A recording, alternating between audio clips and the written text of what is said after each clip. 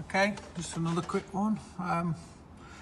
We mentioned before we had the flashing brake pressure light, and it went away after I'd changed the ignition, which I think is partly because I disconnected the battery, which resets the sort of warning system thing. And every time I mess about with these brake light switches, I seem to get a leak, and I kept thinking it was a brake light switch, and I've realised now it's the grommets that hold the reservoir in. Every time I check the fluid and wiggle it, it sort of seeps out and runs down the brake light switch and drips, leaves a bit of a puddle. Once it's left alone, it stops leaking. So I've got some new grommets. I'm not sure if that little drain thing there, you're meant to pull the end off that and drain it that way, but I don't really want to disturb that, because if I pull it off and it don't seal, I'm stuffed. So anyway, I'm going to just put some cloths underneath and pull it off, and then try and put my fingers over the holes and get it out, which I won't video because I can't sort of hold my phone and get the right angle, but I'll sort of carry on once I've got that off. I've got the new seals. These are the two brake light switches from 911 Design. I did buy some sort of Marla ones that are sort of air-cooled Volkswagen stuff, which are the same switches. But I thought, you know what? People say if you don't put different switches on or not the right ones. So I thought, well, if I get the right ones from 911 Design and change both switches, I should be okay. These are the grommets. There's a part number 911 master cylinder grommet, it says, but it's not 911. It's the same. I think they're all pretty much the same. Probably bloody better be. Otherwise I'm stuffed. So yeah, I've got two of them to put in. That's like a little rubber cap. There's like a little bit of a pushy thing on top of the reservoir. So I don't know whether that's to sort of let pressure out or something, or air out or whatever. I don't quite know when you're bleeding it. Possibly. I don't quite know. I'm not really bothered about that. I'm not going to bleed them yet anyway. So that's what I'm on with at the moment. So I'll carry on videoing once I've got it off and put the new seals in, and I'll just show you a bit more. Okay, just a little bit more. Yeah, I've got them out. You can see the horrible and nasty state of them. So they're all gone a bit mushroomed and nasty compared to the nice new ones. So you can actually see the hole in the middle is all sort of a bit soggy and horrible. See, there's a bit of a lip in there where it goes in. You can't really see that in there. I did just pull it out, just washed it off in my parts washer. It came out fairly easily. It did piss brake fluid down there, but it's already done that from when I've moved it before anyway.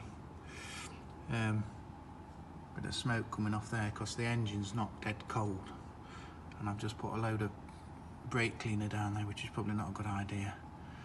I'm off to make sure there's no brake fluid on the exhaust. Probably is, to be fair. I kind of just popped it off and put a cloth there, and a bit has ran down onto the head, but I've cleaned that off. I mean, brake fluid won't really do anything.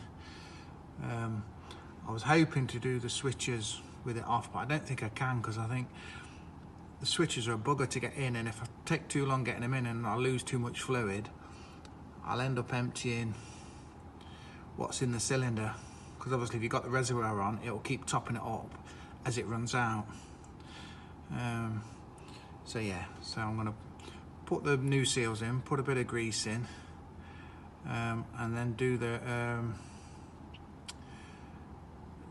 brake light switches, which will be fun. I might video that. You might hear me swearing if I do that, but yeah, a bit of a faff doing them, to be fair, a bit awkward. The brake pipe all over the shop there. I've ended up bending. I think before I ended up taking these silly aircon pipes, undoing that bracket and wedging it out of the way a bit so I could get a spanner in. I mean, to be fair, I don't really need them pipes, but I don't want to cut them off in case somebody did ever want to put aircon back on it, but I can't see it happening, to be fair. I'll just open the window. Right, I shall continue on. I shall give you an update in a second. Okay, I've managed to get the switches on. You can see they're both in situ. You can see I pissed a lot of fluid down there. That's the brake pipe that gets in the way. I don't quite know where that should be routed. I'm imagining it should be more routed next to the master cylinder and along, but I'm not doing that. I'm not going to bother with that. It's not in the way. It's not causing any problem. That's what I have to do with those pipes. You just unloosen that and push them aircon pipes out of it. Just gives you enough room to get your hand in. And sort of get it's a 24mm spanner. It's quite you could do with a slimmer one, it'd be easier. And then you just sort of get them down at an angle like that, and you can just nip them round. Not a lot of fluid comes out, to be fair. I kind of just undid them, let them drop off, let the old ones drop off, and then wind the new ones on. That back one, because I've had that off a couple of times, because I thought that was leaking. I thought that was the leak, but it's not. It was the seals on the reservoir. I think I cocked a bit of the thread up a bit, so it's a bugger to get started, that one was. This one went straight on.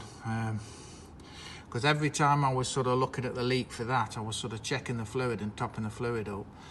And every time I sort of wiggled the reservoir, I didn't realise, I think it was kind of running along and dripping down.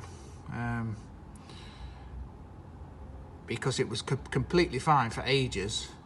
And then I checked the fluid when the light started flashing, and then I had a puddle underneath, and I couldn't understand why, because obviously if the brake pressure valves are leaking, where they go in, every time you press a brake you get pressure coming out. So then I realised, I thought, you daft sod, it's the reservoir that's doing it. So the reservoir, when those seals just pushed in, dead easy, bit of grease around and pushed in. The reservoir the same, it kind of pushes down, and that bracket you can see next to the servo, that sort of S-shaped bracket, just near that little nipple there, dirty word again, you kind of feel them clip down and they go in. It does wiggle about, but they're in and they kind of go into the sort of return. I'm going to top the fluid up now, clean some of this brake fluid that sort of ran down. It kind of runs down the inner wing onto the chassis leg and drips off. I'm going to clean a bit of that up. Put some more fluid in it and get it running, and just I'll do a vid and just show whether the light's stopping flashing. Hopefully it will do. I could have a bit of a problem with air in the system or whatever, but I don't think so, because the brakes do work. I reckon the colour of the fluid that was in the bottom of that reservoir, I think I need to bleed the brakes. I've probably got water in the brake fluid. You know, it builds up, doesn't it, when you get old brake fluid, which is probably why they don't feel quite as, they feel okay, but not quite as nice as I'd like. And all the pads are cleaned up and pistons are free, so I think I'll probably bleed them next, assuming that all the bleed nipples look like they'll come undone. If not, I might just do some of it, or just bleed it at the pipes instead of the calipers. But yeah, not a bad job. I suppose it's probably taught me, by the time cleaning up everything up and pissing about a bit, probably 45 minutes, something like that, so not a bad job. But I'll get it cleaned up a bit more, put some fluid in it, and then we'll see what it does, hopefully. Because once that light's flashing, it never goes away, it never switches itself off unless you turn the battery, you disconnect the battery. Because I don't think, from what they say, the warning system on this, the little ECU thing, well, not little, it's massive, but it doesn't have a memory. So if you disconnect the battery, it doesn't remember, but then eventually, like, it took a while for it to come back on, but it did come back on. But obviously I just put that front switch on just because I wanted the brake lights to work, so I just put that one on. But obviously you got an old, really old one and a new one. The brake lights work straight away as soon as I put that switch on. You probably watch back and see the video I did. But I didn't realise it's got a brake warning system as well, and it's not easy to bypass, because I think one circuit does left front and right rear, so that each circuit does diagonals. So when you lose the brakes on one set, if you get one wheel that leaks, you don't just like lose the front or the back like on most cars. You lose a diagonal system, so you've got a diagonal front and back working, so you're less likely to skid and die, I suppose. which kind of makes sense, but it's harder to bypass it. But I'm sure if this doesn't sort it out, I can probably bypass it. There'll be a way of doing it. I haven't quite worked it out yet. Whether I have to wire one switch up to the warning light and then the other switch to be the brake lights for everything, or do something like that, I can probably do it. It's just a case of looking at a circuit diagram and working it out, because they're only little switches that make contacts. But I think it's got to contact both warning light wires when you press the brake when you first press the brake, otherwise it stays on. So I could possibly do one switch that does the brake lights and one switch that does the warning light. I could probably wire it like that if I probably could, I think, thinking about it, but hopefully I won't have to. So okay, I'll get it all cleaned up and put back together, and then we'll do a little vid and see if it works. Okay. It's a little bit high now because it's cold, but we have no warning lights. It did flash once I started it up afterwards, but I've turned the ignition off, just turned the battery off and back on again, and it seems to have gone out. So we'll see. We'll see if it stays out. Hopefully it will do. To show you this connector. Yeah, so far so good. Maybe there's a button you press to reset it or whatever, or maybe it should automatically reset itself, I don't know. Hopefully it won't come back on. So hopefully we've sorted the issue up, because it comes on when you the brake press one, press the brake and that goes out. But so far so good. I've got a vague idea. Get me light. I'll show you the bit I'm talking about. One of the the back switch, so the one next to where you'd fill the washer fluid, actually two of the connectors were pretty green and a bit khaki.